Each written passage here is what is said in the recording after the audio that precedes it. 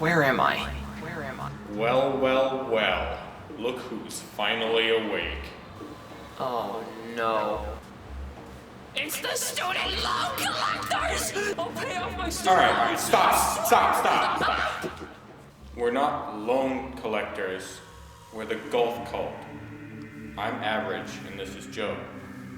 The cult who blew up everything I own? Yeah. Oh my god, shut up! Okay. Right, we brought you here to force you to change your words so that golf may keep its reputation as the greatest sports game. It never was? Are we gonna have a problem? Did you just make a wee pun? No, obviously, it's bleach and moonshine.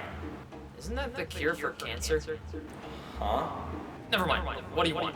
For forcing us to listen to every problem of our Lord and Savior, we're gonna make you find every minute detail of your favorite game. Okay, I only said that I didn't like golf because the controls were whack in the first game and the sport really isn't for me. Also, I never publicly announced my favorite game ever made, so you're gonna have to come up with a better punishment than that, big guy. Oh yeah?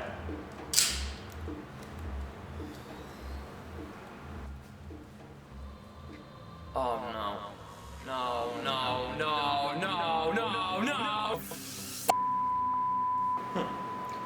Looks like that's his favorite game. Good work, Joe. So, Majora's Mask. It is one of the most unique entries in the Zelda franchise, and there's a lot of them, but while the Oracle games and Link's Awakening are a little different from the other games, Majora's Mask is radically different. I'm sure you all know the story at this point, but allow me to paraphrase. It was originally going to be an expansion for Ocarina of Time called Zelda Gaiden, similar to Zelda. It was adding remixed dungeons and new side quests so that players could get a little more out of Ocarina of Time. But nobody on the development staff wanted to make Zelda Gaiden. They believed that Ocarina's dungeons were already as good as they could be. Since the developers didn't want to make Zelda, they had 1 year to make a brand new game, so they decided to reuse the assets from Ocarina of Time. I clearly left out a ton of details, but that is the gist of it. We all know Majora's Mask was a stressful time for the developers, especially Eiji Aonuma, whose nightmares actually made it into the game. But something none of you know is that this game right here is my favorite game of all time. Get a better taste in games. To be honest, I don't know if I'm actually ready to talk about this game, but if I don't, I'm gonna get stabbed to death, so here goes. Our story begins with the game telling us that right after Link saved Hyrule, he decided to go on a journey to go find his friend Navi. Granted, it's implied that he's looking for her, and not outright stated. And then Link gets mugged! Ha! What a scrub. While he's unconscious, a masked Skull Kid appears, trots on over to Link, and takes the ocarina from him and begins to play it. As you do. After some banter between the two fairies we now know are named Tattle and Tail, Link awakens and tries to get the ocarina back. This guy sucks. He gets mugged in the first 5 minutes of the game. This would never happen in golf. What are you talking about? It's a fun, action-packed beginning that gets you invested in the story from the get-go. If the balls aren't getting smacked, the game is back! Obviously, Link goes after the Skull Kid and goes through this, but eventually the two do come face to face. After spending a few minutes taunting the guy he just mugged, Skull Kid decided to fuck with Link even further and turn the dude into a Deku Scrub. Ha! He's a scrub. Skull Kid then leaves and ditches Tattle with Link.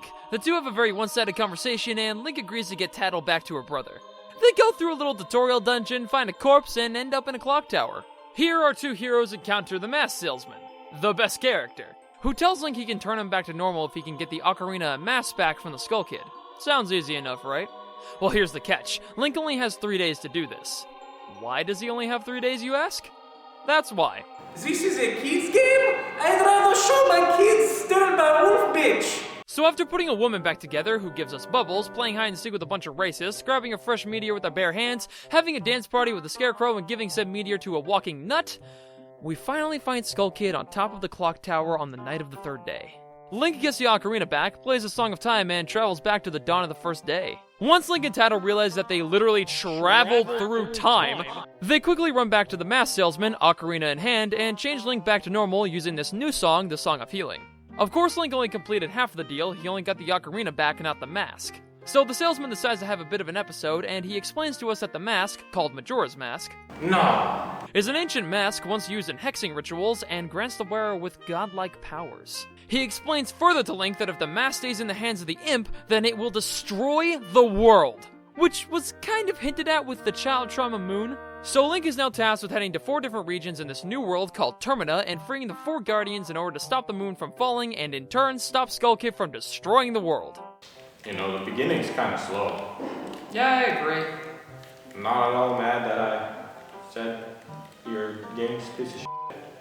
No, it's completely valid criticism. Just like how the motion controls in Wii Sports Golf haven't exactly aged the best. Say that again, After all that exposition, the game starts to become a more traditional Zelda experience. Kinda. When Link was turned back to normal, his Deku form was turned into a mask. By equipping the mask into one of the 3 buttons and pushing it, we are introduced to the main mechanic of the game: changing forms. Seems pretty painful. Link gets 3 different forms in this game. The Deku Scrub, who can skip across water and fly like a helicopter with flowers, a Zora who can breathe underwater, swim fast, and has an electric shield, and the Goron, a fast boy who is also thick. The game's challenge stems from utilizing these forms to traverse each region and the dungeon, with the beginning area, the swamp, being the best place to start off with. The first thing you're going to notice upon entering this place is the main theme of Majora's Mask. Each region has a problem that can be solved by completing the area's dungeon, with the swamp withering away thanks to poison water. But before we can complete the dungeon, we have to find it. First, we have to get past this giant octopus, so we save an old woman who runs a tour of the swamp and use her boat to spear the hoe. Wait, how'd the old lady get crippled in the woods? The Skull Kid basically just sucker punched her and left her for dead in there. What the fucking Once off the boat, we arrive at the Deku Palace, sneak in, learn that the princess has gone missing, and the king blames it on a monkey. Taking a slight detour around the palace, we learn a song from said monkey that'll get us into the dungeon. This go around, I'm even more determined to finish the dungeon because I can relate to the monkey. How? The first dungeon is Woodfall Temple. It's dark, it's damp, it's good. Woodfall's difficulty is on par with later dungeons in Ocarina of Time, and its music complements the atmosphere really well. This dungeon also introduces the Stray Fairies. In the beginning of the game, we put the Great Fairy back together with the Stray Fairy we found in Clocktown. Now take that same idea and spread the fairies across the entire dungeon for you to find. Collecting them all in a dungeon and bringing them back to their respective fairy fountains rewards you with some awesome upgrades like more magic power and this big-ass sword. The boss of the Temple of Dawa is my second favorite boss in the game. He's dynamic, unpredictable, and doesn't follow the usual stun and hit 3 times like most Zelda bosses in 3D. You can beat him in a variety of different ways, and his overall character is very memorable. But once Odawa is defeated, Link talks to the Guardian of the Swamp, which looks like that one character from Foster's Home for Imaginary Friends, gets a mask, and then we can finally go rescue the Deku Princess and bring her back to the palace. By stuffing her into a bottle. Yeah, I don't get it either. Link brings the Deku Princess back, she beats her dad's ass, the monkey is freed, and the swamp waters are free of poison. And now we can head on to the next area of the game. Snowhead!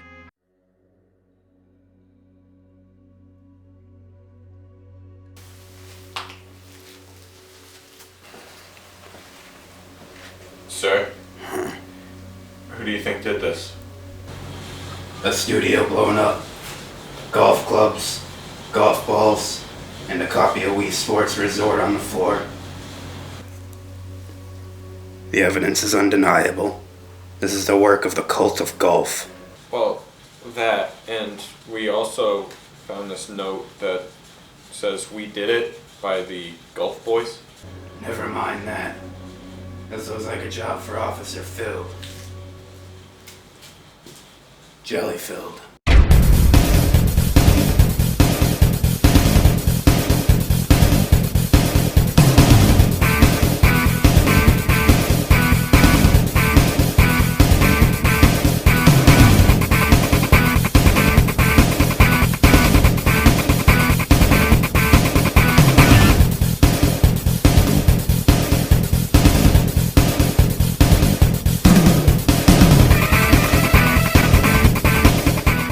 Snowhead's kind of annoying. This is where you get the Goron mask, which is the best form that Link has in terms of traveling the world, by laying a dead Goron to rest. And after following the owl, you get the Lens of Truth, which is neat. My only real gripe with Snowhead is that I just never seem to remember the layout of the place, and I have to keep going back and forth between this old Goron, who keeps getting frozen, and his kid.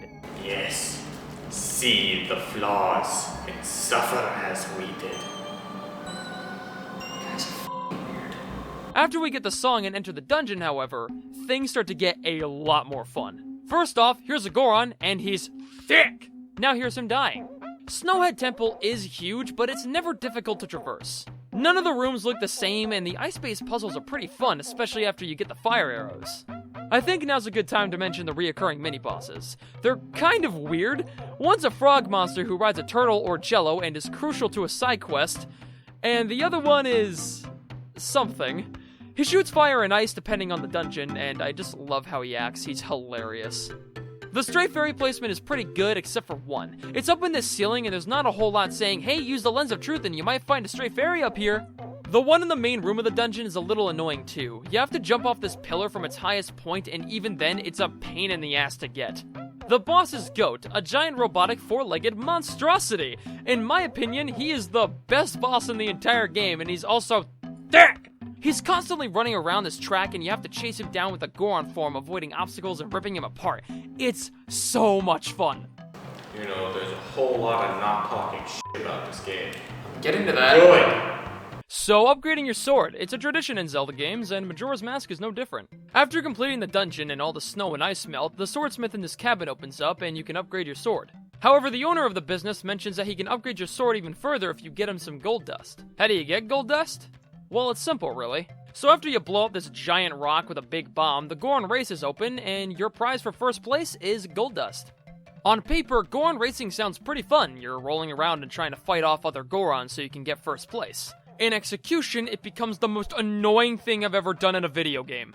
Most of these Gorons are just naturally faster than you. It makes sense, it wouldn't be challenging if you could just blow past everyone. So how exactly do you slow them down? Well, you ram into them. You can catch up to the faster ones, but never enough to pass them. You have to slow them down by ramming them. Problem is, you can also slow down by ramming into these Gorons, and sometimes the Goron you're playing as just stops rolling because the physics are just late 90s early physics engine kind of wonk. Once you stop rolling, you may as well just give up because you're not gonna catch up. You need a near-perfect run in order to win. But the reward is so worth it.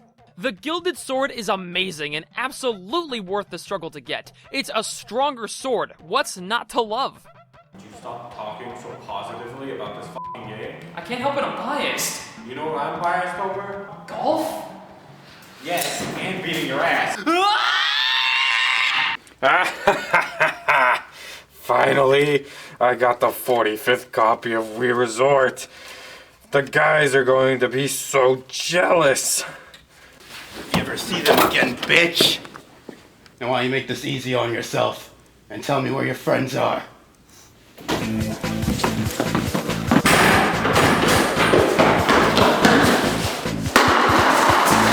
Who are they, you Phil? I'll never tell you, Phil. That's Officer Phil to you, bitch! If beating you will make you talk, maybe this will. No! Don't hurt Resort, I'll tell you! I thought you would come around. Now talk. They're in a grocery store, literally down the street. It's covered in shit, you can't miss it. Alright, I'll let you off this time, lowlife.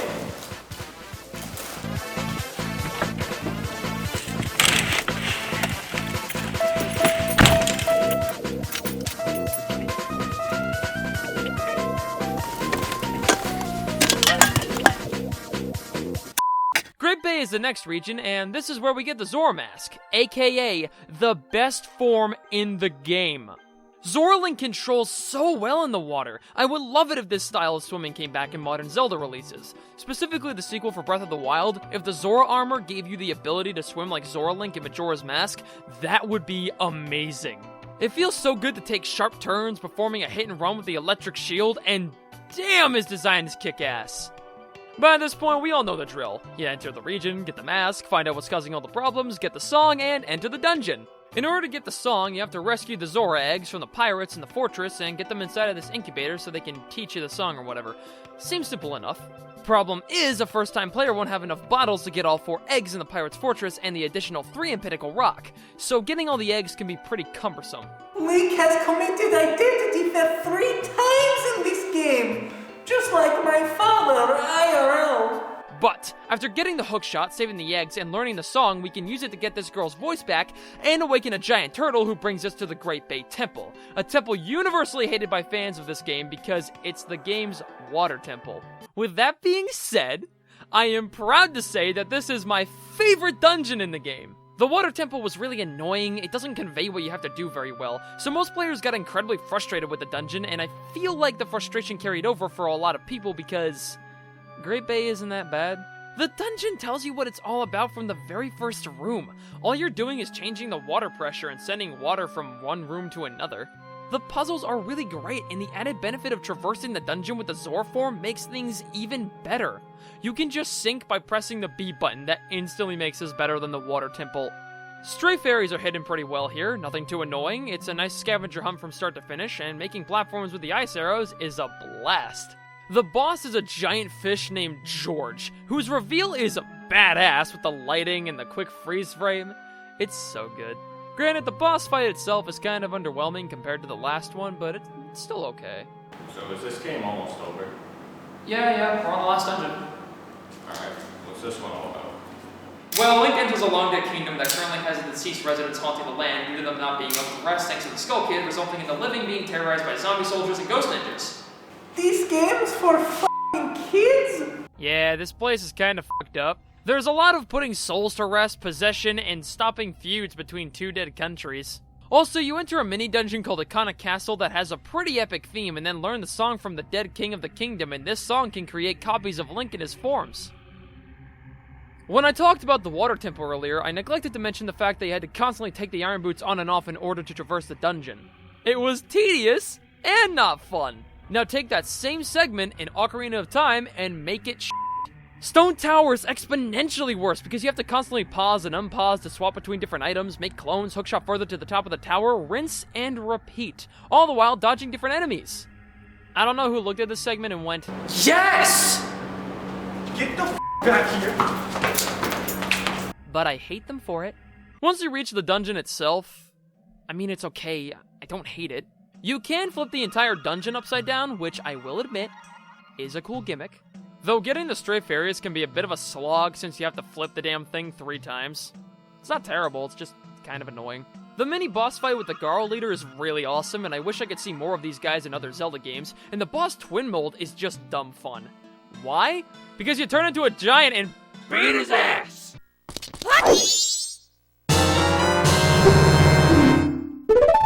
Alright, that was the last temple, so now we have to beat the final boss, that's it, right? Actually, we still have side quests. So Majora's Mask's story, the main conflict against Skull Kid that drives the entire plot forward, isn't really the meat of the game. Once Link turns back to normal, the only real piece of story we get is the Skull Kid being friends with the giants and the fairies, but when he felt the giants left him behind to go guard the 4 different regions, he lashed out and grabbed Majora's Mask to take revenge. It's kinda sad. Just like the rest of the game. Again, the theme is... So as a result, every side quest is based on solving everyone's problems in this world, and it can get pretty sad. Sometimes it's as simple as stopping a thief or listening to someone's story. Other times you're trying to save a couple who desperately wants to get married, or stopping aliens from kidnapping cows and little girls with nothing but arrows. I don't usually care about Zelda NPCs unless they do something cool or have significance to the plot. This game, however, is the sole exception. These characters are so well written. The dialogue can be funny, serious, depressing, and weird. My problem with most Zelda games is Link always being the chosen hero, so it feels like he's saving the world because he has to and not because he wants to. This game and a few others don't make me feel this way. Link doesn't really have to save these people, he can just leave. But he doesn't do that. He saves these people because he wants to. That and the rewards can actually be pretty dope. Bigger wallet, bigger bomb bags, more arrows, and masks. Masks aplenty. With a few of them actually being pretty useful. The blast mask is metal as fuck. Link is basically wearing a grenade on his face that he's detonating. The bunny hood makes you go faster, so traveling the world by foot is way better. And the stone mask. It makes you completely invisible to enemies.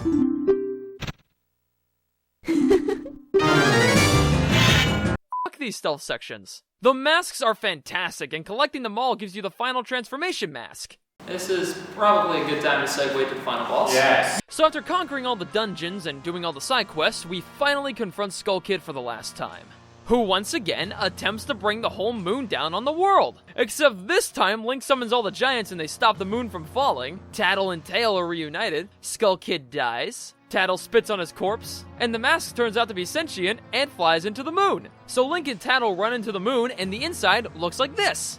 What the f***? Alright, you're gone.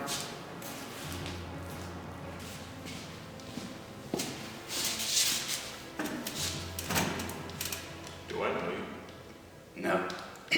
No. So there's 5 kids here wearing the 4 boss masks, with one of them wearing Majora's mask, and we could just walk up to the Majora's mask wearing kid and start the final boss. Or we could just talk to the other kids, give them all of our masks, and play little mini-games until we have no masks left. Why do this? Well, if you do all this, then go talk to the Majora's mask wearing kid, he'll notice that you have no masks left and just gives you the Fierce Deities mask. It's the final transformation mask you can get. It can only be used in boss fights, and when you're wearing it, this happens.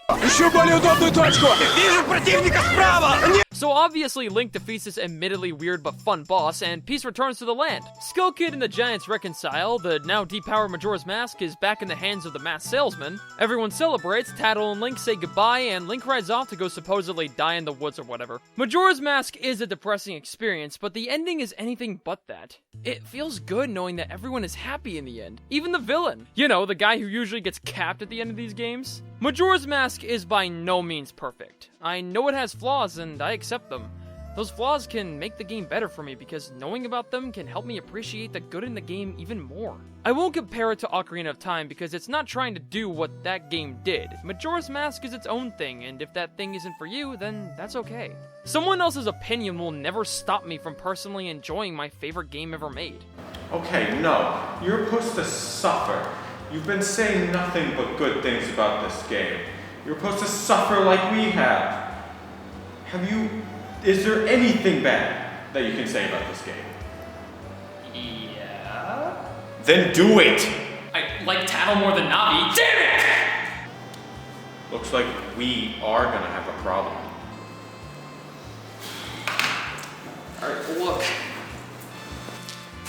Just because I don't like your personal favorite game ever made doesn't mean you have to stop enjoying it.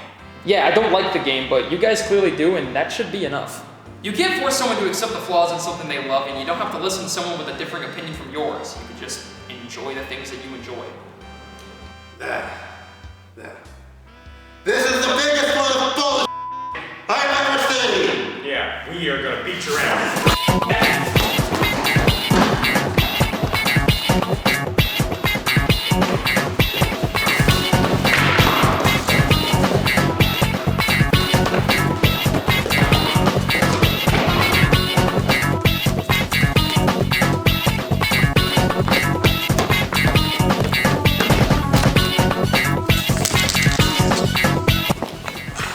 What the hell are you doing? Finally! I've been waiting 2 years for this.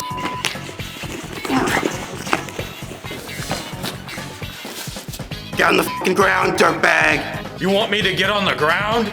No, the fucking. Yes, the ground! Make me quit. That's literally my job. What the hell is happening?